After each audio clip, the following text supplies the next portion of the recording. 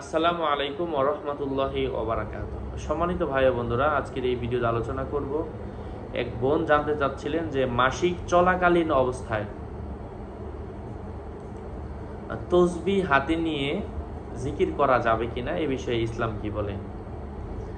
মাসিক চলাকালীন অবস্থায় যদি কেউ আল্লাহ তাআলার বিভিন্ন গুণবাচক নাম নিয়ে জিকির করে, সুবহান আল্লাহ, আলহামদুলিল্লাহ, লা ইলাহা ইল্লাল্লাহ, আল্লাহু আকবার, সুবহানাল্লাহি ওয়া বিহামদিহি সুবহানাল্লাহিল আযীম, সকাল সন্ধ্যার যে হাদিসে বর্ণিত দোয়াগুলো, এগুলা যদি কেউ পড়ে অসুবিধা নাই।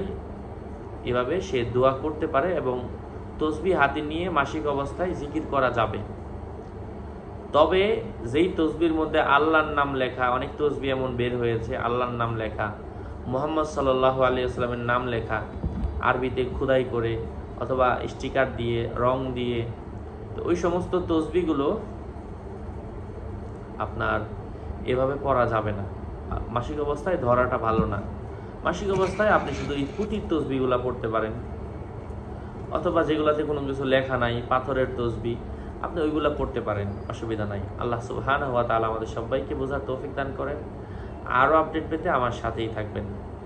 ভিডিও ডিসক্রিপশন বক্সে ক্লিক করলে আমার পেজ এবং আমার আইডিয়া আসবে, এর বাইরে অন্য কোনো পেজও নাই, আইডিয়াও নাই। আমার নাম আর ছবি থাকলে ওটা আমি না। প্রত্যেকটা ভিডিওতে আমরা সাবধান করি, সতর্ক করি। বারবার বলার পরেও সাবধান না হলে এর দায়ভার আমি নিচ্ছি না। আসসালামু আলাইকুম ওয়া রাহমাতুল্লাহি ওয়া বারাকাতুহু।